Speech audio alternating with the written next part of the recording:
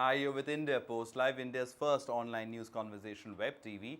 I'm Ishan Russell, and India Post Live is, of course, a forum for you to come in and participate. Use social media to get in touch with us. Hashtag India Post Live to your tweets, or use our Twitter handle at India Post Live. We have a Facebook page called India Post Live. You can go ahead, like it, comment over there, post pictures, or any other things that you want to. Also, you can go to IndiaPostLive.com to watch this video live right now, or there are other videos on demand as well, so you can go through a range of subjects that we've discussed over the past days and months for you. So go ahead and comment. Feel free to comment on the wall that is there. And in case you want to participate, just send us a request and we'll for sure get your voice heard. We'll get you in on Skype or Google Hangouts. So from the comfort of your home, you can be the expert. So come be the expert and express your opinion. Today we're talking about an issue that has found resonance amongst many women, not just women. I am deeply affected by it. The fact that how often governments, and especially in this particular case, the Uttar Pradesh government has slashed the budget for women's rights and substantially so. What exactly is this case? Well, we've put a little bit of a story together. Let's take you through that first. Even as the cries around Badaun rapes seem to be dying, Uttar Pradesh Chief Minister has again put the focus back on himself and his government's apathy towards women's safety. An RTI query by activist Urvashi Sharma reveals that the Uttar Pradesh government has slashed the budget of its state's Women's Commission by almost 85% in 3 years. In 2011 to 12, it was allocated 5.1 crore rupees in financial grants. This has gone down to just 75 lakh rupees in 2013 to 14. And financial constraints were certainly not the issue, as the government spent money on acquiring 2 7-seater Mercedes cars and 2 Land Cruisers for the Chief Minister. Akhilesh, incidentally, is in London on a family holiday. Need we say more? All right, so shocking state of affairs in Uttar Pradesh, but that statement seems to be made very, very often, and that's the bigger concern. To discuss all this, we have Mr. V.N. Rai. He is a former Director General of Police, UP, a senior IPS officer, and somebody who's written a seminal work on Uttar Pradesh and as far as the riots are concerned, and has observed very closely the politics there. Thank you very much for coming in, sir. Also, Sanjeev Singh is here with us. He's, of course, hails from UP and is a consultant editor over here and has followed the politics of Uttar Pradesh and especially of the Samajwadi Party very closely. Sunita Aaron joins us from Lucknow. She is the resident editor of Hindustan Times there. Thank you very much for coming in, Sunita. Always a pleasure to have you on the show. But Rai Sahab, I'll start with you. What is Akhilesh doing? I mean, everything seems to be a bad PR move, and not just a PR move, but just in terms of the government's thinking on certain key issues like women's safety and women's development, the government seriously lacking. Asalme, this is the question of the austerity. It is not confined only to Akhilesh. You can see there was a time when this modest ambassador used to be the carrier of all the ministers, including the chief ministers, and rather it was an official vehicle. Gradually, it has not started with Akhilesh. Earlier chief ministers have also done. They shifted to the luxury cars, and now naturally security has become such a big issue. So they have gone to bulletproof, very costly luxury cars. And as far as budget for the... But correct me if I'm wrong, but ambassadors also were made bulletproof, I mean... Yeah, but ambassador now, ambassador has become very modest, and I don't think even you see the cabinet minister, you see the prime minister, nobody now likes ambassador. Even bureaucrats, they have discarded ambassador, and they have gone for luxury vehicles. So far as slashing the budget of the women department or this women commission is concerned, I think they have messed the whole thing. They have been spending on distributing free laptops. They have been giving Kanya Vidya Dhans. They have been giving unemployment allowance to people who are already employed. So they have, I think the financial situation in UP is really in bad shape. Only thing is that whether they should cut from women's commission's budget or cut from other expenditure, say hospitality, which is given the fund given to the ministers, or even the security budgets. Security budgets are too big and obscene. You see with any minister or any MLA, a huge crowd wielding guns, non-professional people. So this is a relevant question whether they should curtail budget from those areas or curtail budget from the women commissions. Women commission only had a very modest budget, 3 or 4 crores. Yeah. I don't think it is for a state like UP, which has got more than 20 crores of population, and if 50% are women, so 10 crores women, and they were hardly given 3-4 crores. And now it has been further slashed, so that should be debated. All right, but Sanjeev, the UP government has come out with an explanation saying, no, we just put the decimal place in the wrong, just the decimal point in the wrong place. We added an extra zero. It was just 41 lakhs, and we've increased it. But does that explanation hold? Because I think there are a couple of figures that are doing the rounds which are not really true. See, either ways, I mean, even if it was 40 lakhs and they said it's 4 crores, it's still nothing. It's zilch. I mean, you have more than 70 districts in UP, and even if you give, let's say, 75 lakhs, that's a lakh per district. So what are you going to do in that much money? I mean, how are you going to sustain things the way they are? And the point that Sir was making about, people wanting big cars, I was told by a senior minister in the UP government that, once Akhilesh was holding a meeting with a lot of his MLAs, and they were discussing what sort of which vehicles should they be using, and Akhilesh wanted, he was basically trying to say that Innovas are a better option, but a majority of the MLAs said no, we want Land Cruisers, we want Land Cruisers, we want Fortuners. Fortuner costs anywhere close to 25 to 30 lakhs, while an Innova you can get the best Innova you will get within 15 lakhs, and it's a very comfortable vehicle also. So that mindset is there, I mean, the mindset is also there, and these sort of goof ups, both are just adding, just giving the UP government a even bad name than they already have.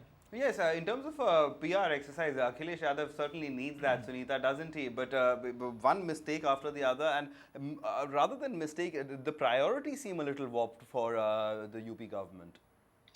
Okay, and you want me to talk facts, or you want me to... Both.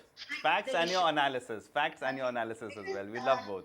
I think there are two separate issues. Okay. One report by an agency connecting the two has been issued, and after that this debate started. Nobody tried to find out whether the budget has been transferred from the quota of UP Women Commission to a State Department for purchase of cars, or is it a separate budget? Now, there are two issues. One can debate that the Chief Minister does not need a Mercedes. He can travel by Innova. We need to go in for austerity in a state where we have so many problems, and we have economic problems. The second issue is of women's security. I personally feel that there is no connection between the two. Now, there are two set of figures released by, one is by state government and one is by the TI activist, the one she circulated. Now, based on a activist statement that the budget has been transferred, the one which was allocated for Women Commission for purchase of cars, I think that was wrong. But certainly we need more money, but we need to make these redundant organizations like Women Commission more effective. As of now, what are they doing? You can give them 10 crores. It's not, when you talk about women's security, you're not talking about what the police is doing, or police requires, or you need more women police, or how you need to upgrade your system to check crime on women. This Women Commission, what is the role the Women Commission is playing? I see a lot of women activists coming on the TV channels making statements, but what actually are they doing in the field? Do they visit these crime spots? Do they try to take their cause sincerely? What do they need money for? So there are two issues. One, I agree that UP needs, CM can do with smaller cars or need not go in for such expensive cars. Second, we need more funds for UP Women Commission, though there is no connection between the budgetary allocations for Women Commission and for purchase of cars. And third, we need to activate these commissions. These are just dead bodies, basically. All right, but Sunita ma'am, at the end of the day, it seems to be a common thread as far as this UP government goes. I mean, whether journalists are finding, are putting two and two together when they're not really there, or whether there's a mischief involved. But at the end of the day, all these charges are sticking. As far as the UP government not being that aware, or not being that proactive as far as the issues of women in Uttar Pradesh are concerned, especially safety and security. Over the recent months, we've seen a spate of incidents that have left ordinary people aghast. So, in terms of popular perception, as far as women is concerned, Akhilesh Yadav certainly needs to pull up his socks, doesn't he? Look, as a journalist and as a woman, I agree with you 100%. I can't disagree. And I'll say that not only UP government, but rest of the country also needs to. If you look at it, there is a pattern. Now, I may sound a little academic, but there is a pattern of growing crime against women right now. Does it have to do with her growth? Does it have, is there a mindset which is trying to pull it back? You know, there are a lot of things which have to be. Look at these politicians. What are they doing? What are the cops doing?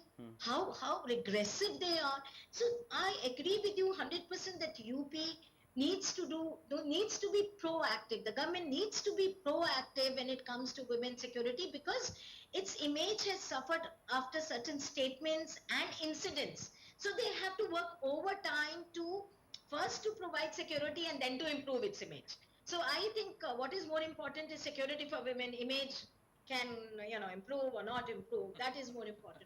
But yes, I agree with you 100%. But UP is not the only state. Please look around what's happening in Madhya Pradesh. Look around what's happening in Rajasthan. Look around what's happening in Goa today. The places, Maharashtra, Mumbai, which were the safest places. So I think it's an issue which needs a multi-pronged strategy. We can slam Akhilesh every day, but the entire system needs to come together.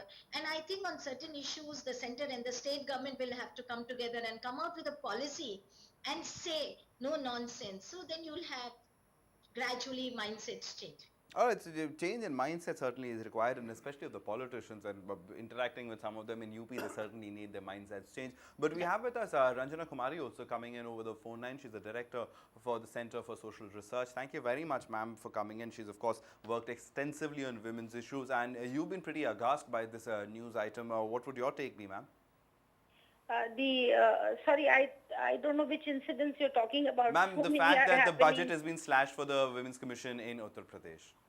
Well, I think it's, important to understand the mindset of the UP leadership, and especially the people who are in the governance there. They are the ones who form the government. This is one group of people or party, which is Samajwadi Party, has always opposed women's reservation bill. They have, the famous statement on which even UN Secretary General reacted was "Boys will be boys" by Mulayam Singh Yadav, who is the president of this party.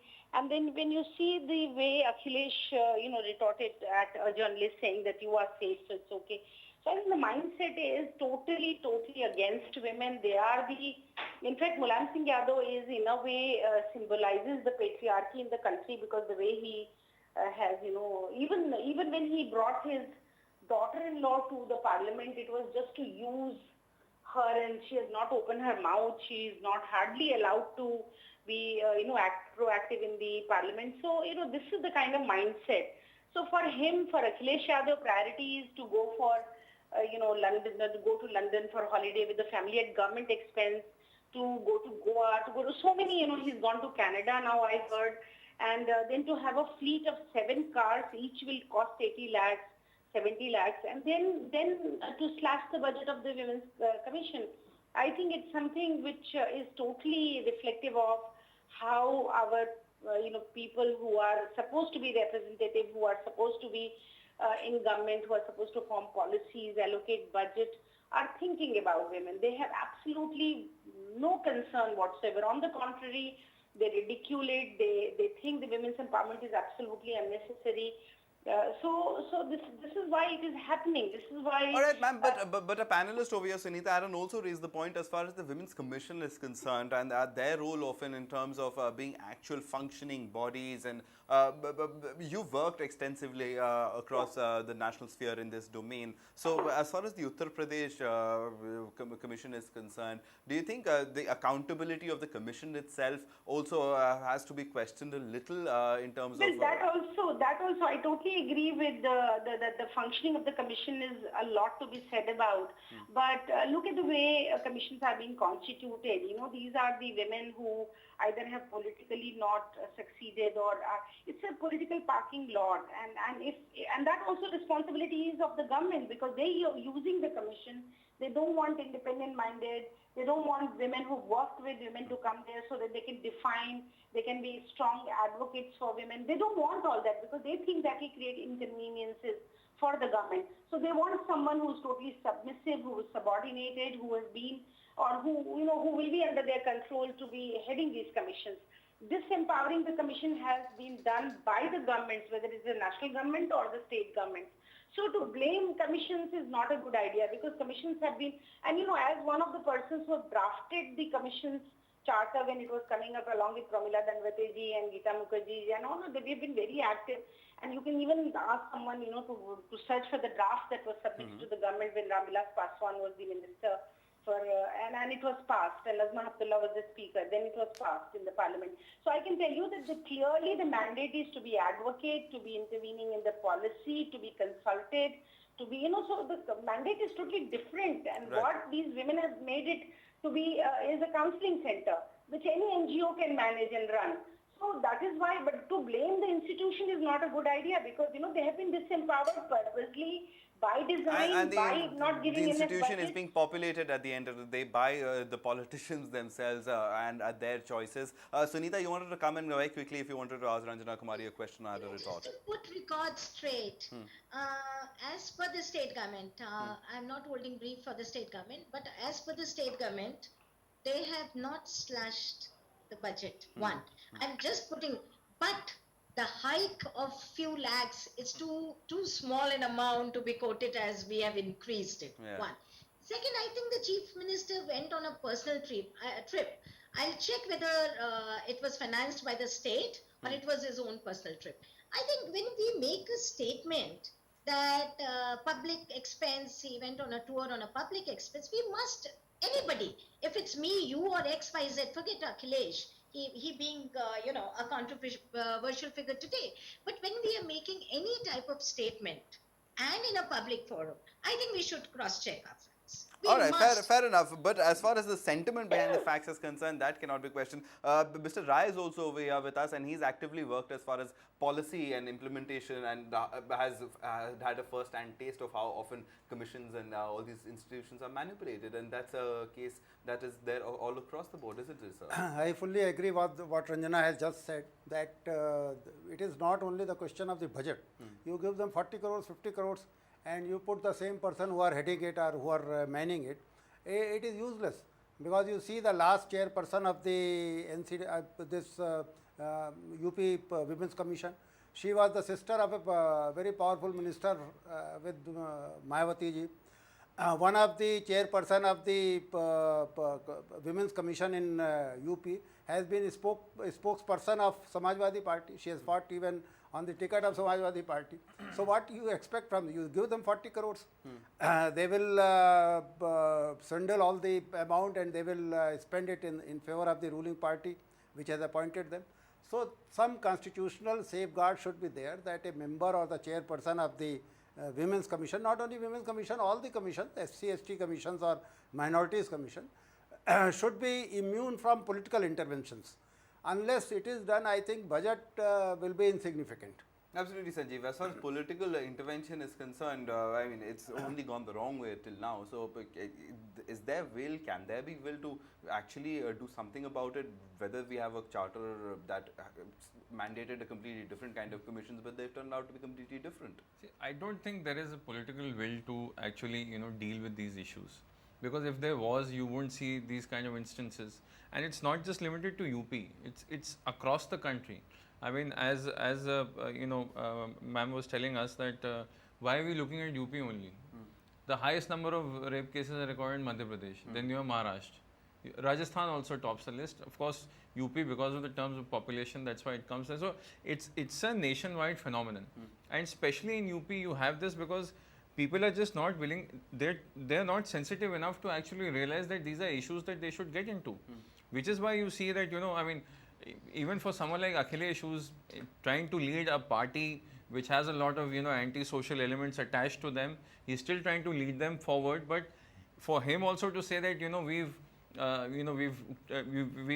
moved the budget up from 55 lakhs to 75 lakhs. I mean, come on. I mean, you're a state with what 12 billion people.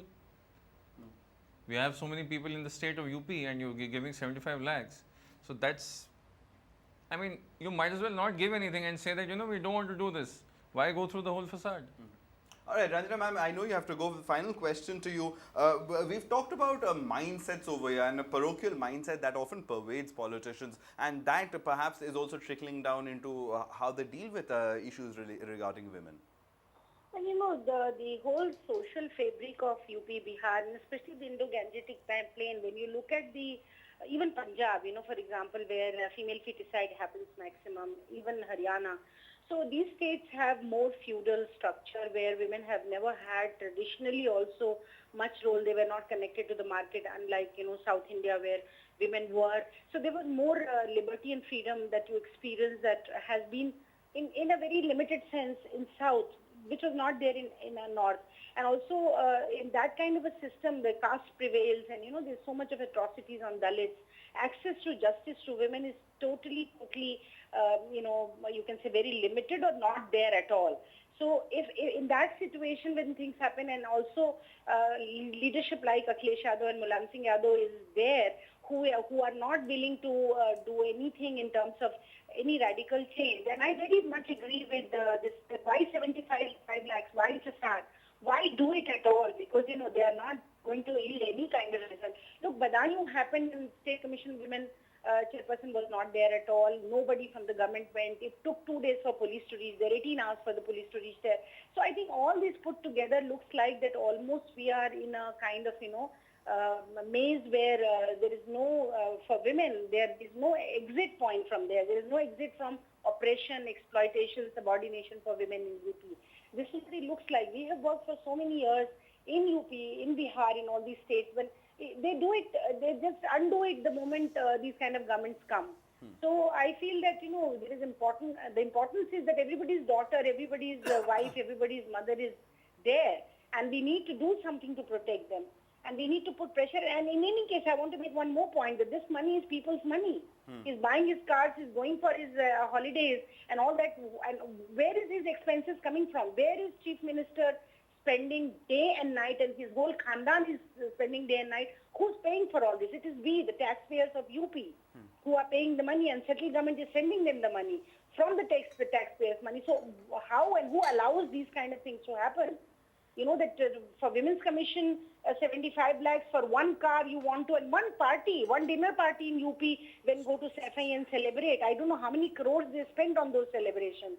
When all these heroes, heroines are brought in private jets and whatnot, then I feel that, this is something which we need to become very aware, and every single person, and I think I respect Mr. V.N. Rai Sahab, who's there on your panel a lot, for the kind of policing he delivered to the country. I feel that people like him and all should somehow intervene at some stages in UP, who have some say there, to be able to change the situation in UP. All right, ma'am. Thank you very much for your take. I'll just clarify once that it's not us who've come out with that story as far as whether the budgets were taken from the Commission for Women to buy Land Cruisers and other cars.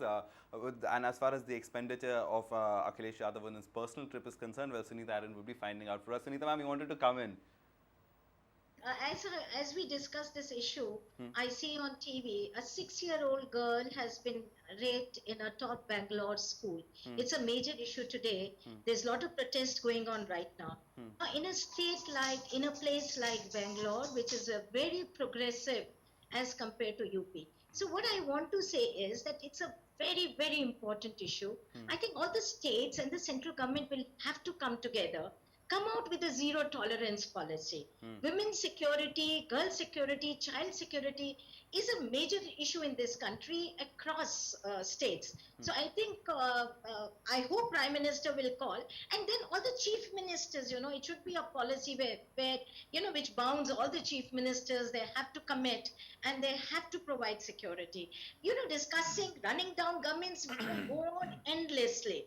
But we need a zero tolerance policy in this country. As I watch this Bangalore thing showing on the TV, the parents are protesting a 6-year-old girl in the school campus, in a top school campus. It's so scary really and sad. it's so shameful. I mean, indeed, we all hang our heads down in shame of what have we come to as a society. But Raisa, from a policing perspective, the final question to you: what can be done? I mean, how do you change mindsets when, and especially as Ranjana Kumari was saying, especially in the North Indian belt. I mean, we might have an incident in Bangalore, but in North India, it's just a mindset of it might not be violence every time, but just the fear that is often driven into women. How can policing help? in that regard? It has two issues. One is the larger one. Naturally, the society's mindset, as we have just witnessed what happened in Bangalore, what happened in Badaयूं, what is happening in Delhi, all these places. That is the society's mindset that I personally feel that even police needs more sensitization and more training interventions. Unfortunately, it is not there. Policemen or even policewomen, they also behave in a particular manner. I have seen police stations manned by women. And when a lady arrives there, she has been a victim of domestic violence, the lady sub-inspector tells her that it is your duty to save your family. If you lose FIR, your family will be broken, nobody will support you. So she wants to convince her that it is useless to come and lodge a report. So this mindset needs to be changed. And what happened in Badaयूं is another example of highly politicizing police force and dividing police force on caste lines.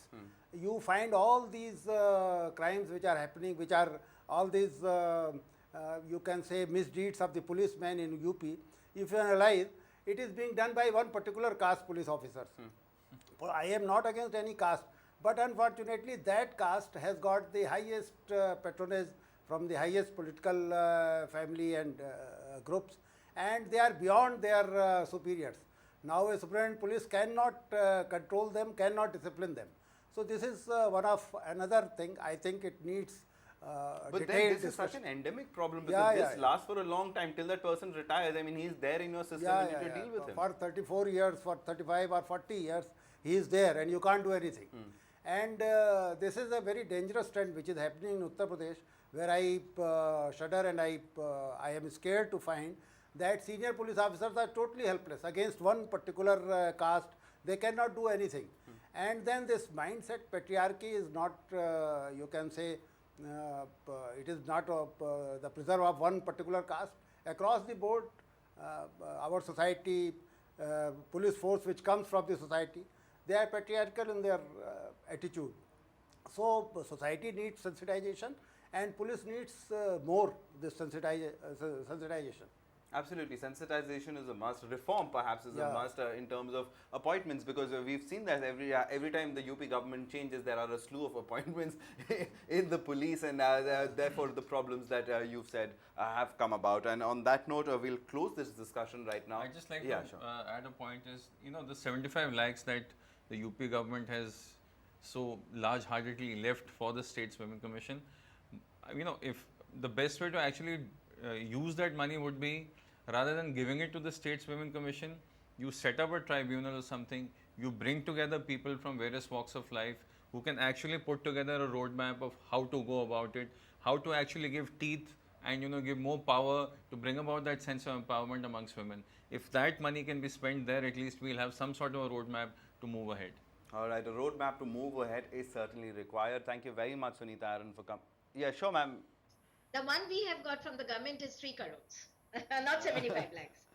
Okay, But even 3 crores is nothing. nothing. It's nothing. It's peanuts. It's nothing, it's peanuts, and it's indeed a sad day because we are hearing terrible news of a 6-year-old girl getting raped inside her school in Bangalore. So that just tells you about the state of our country. And that's that note, we'll wrap up. Thank you very much, Mr. Rai, for coming. And Sanjeev, it was a pleasure having you on the show. And Sunita, ma'am.